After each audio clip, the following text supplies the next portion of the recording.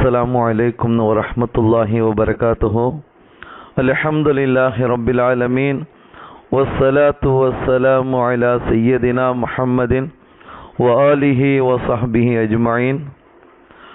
عن عبد الله بن مسعود رضي الله تعالى عنه قال قال رسول الله صلى الله عليه وسلم لا يدخل الجنة من كان في قلبه مثقال ذرة من كبر. قال رجل إن الرجل يحب أن يكون ثوبه حسنا ونعله حسنة.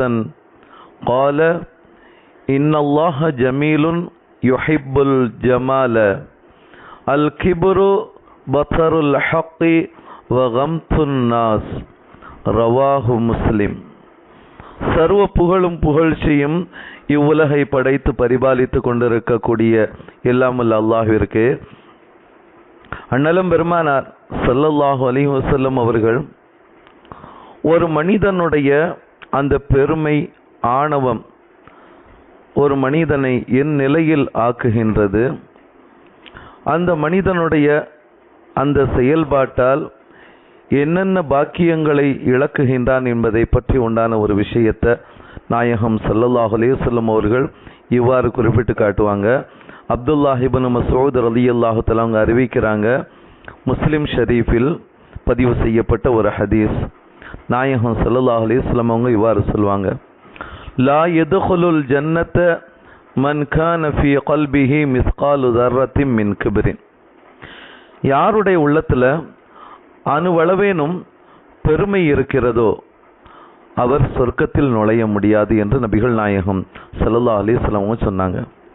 கால ரஜுலுன், ஒரு மனிதர் கேட்டாங்க, கேட்டாங்க, எப்படி?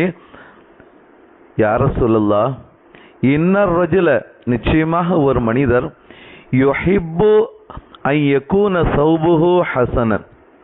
யா ரசூலல்லாஹ், ஒரு மனிதர் அவருடைய ஆடை அழகா இருக்கணுங்கிறத விரும்புகிறாரு. வநஅலுஹு ஹஸனத்தன், அவருடைய அந்த காலணிகள் அழகா இருக்கணும்னு நினைக்கிறாரு. இவர் பற்றி உங்களுடைய நிலைப்பாடுகள் என்ன?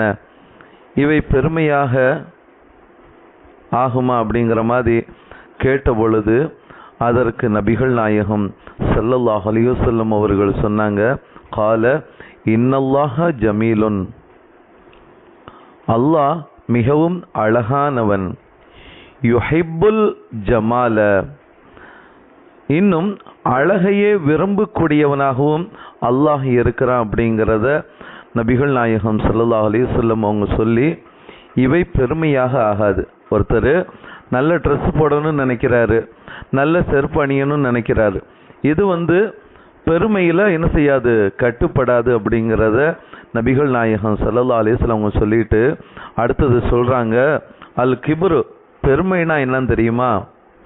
பத்தருல் ஹக்கி, அதாவது சத்தியத்தை மறுப்பதும், வகம்துன் நாஸ், மற்றவர்களை பிற மக்களை இழிவாக எண்ணுவதுமே பெருமையாகும் அப்படிங்கிறத நபிகள் நாயகம் ஸல்லல்லாஹு அலைஹி வஸல்லம் அவங்க குறிப்பிட்டு காட்டினாங்க. இந்த செய்தி முஸ்லிம் ஷரீஃபில் பதிவு செய்யப்பட்டிருக்கின்றது.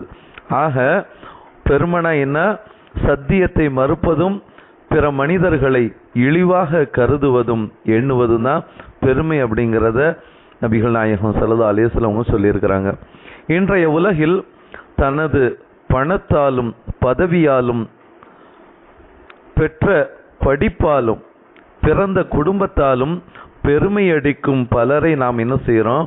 அன்றாட வாழ்வில் நம்ம பார்த்துக்கிட்டு இருக்கிறோம். ஆனால் அந்த ஆணவத்தின் உச்சத்தால் அநியாயங்களையும் அக்கிரமங்களையும் அரங்கேற்றிய அனைவரின் முடிவும் அழிவை நோக்கியே அடைந்தேறியது என்பது பலதரப்பட்ட வரலாற்று குறிப்பின் மூலமாக நாம் அறிய முடிகின்றது. அந்த வகையில் தப்சீரே தப்ரி என்ற நூலில் பதிவு செய்யப்பட்ட ஒரு செய்தியை நம்ம பார்க்குறோம். உலகில் தோன்றிய முதல் கொடுங்கோல் மன்னன் நம்ரூத் ஆவான். அது நம்ம எல்லாருக்குமே தெரியும். அந்த அளவுக்கு மிகப்பெரிய கொடியவனாக நம்ரூதுங்கிற மன்னன் இருந்தான்.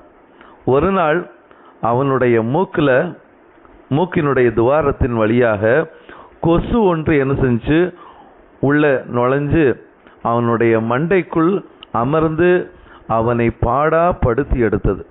அதாவது நம்ம சாதாரணமாக லேசாக மூக்கில் கொசு போயிடுச்சுனாலே நம்ம என்ன செய்கிறோம், அது வெளியே போயிருக்கோம், இருந்தாலும் கூட அதனுடைய அந்த தாக்கத்தினால நம்ம என்ன செய்வோம், ஒரே தும்மல் போட்டு எல்லாம் இது பண்ணிக்கிட்டு இருப்போம் இல்லையா.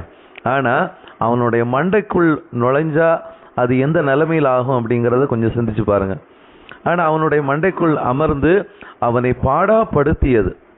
வலியால் துடித்தான், அந்த வலியினால துடித்தான். உள்ள போய் அது போய் சேட்டை பண்ணவும் அதனால் அந்த வலியை தாங்க முடியாமல் துடித்தான். யாராவது எதை கொண்டாவது அடிச்சாதான் என்ன செய்வான், அவனுக்கு அது சுகமாக இருக்கும். யாராவது எதையாவது கொண்டு என்ன செய்யணும், அவனை அடிச்சுக்கிட்டு இருக்கணும், அவனைத்தான் அவனுக்கு அது சுகமாக இருக்கும். எனவே என்ன செஞ்சான், அரசவையில் அவனுடைய ஆட்சிக்கு கீழே இருந்தவர்களை கொண்டே தன்னை அடிக்க வைத்தான்.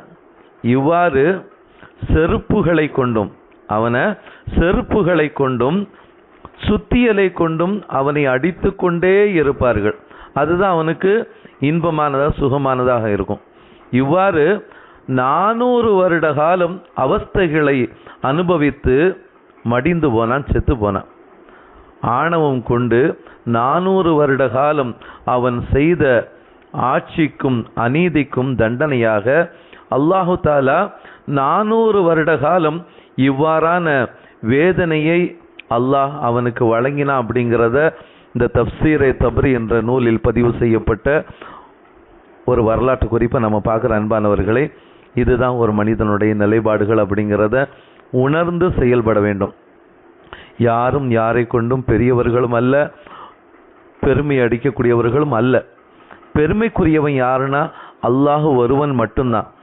அதனால தான் நம்ம ஒவ்வொரு நேர தொழுகையிலையும் நம்ம என்ன செய்கிறோம், அல்லாஹு அக்பர், அல்லாஹ் மிக பெரியவன் அப்படின்னு சொல்லி அவனை பெருமைப்படுத்துகிறோம். நாமெல்லாம் அடியார்கள் தான், அவனுடைய அடிமைகள் தான்.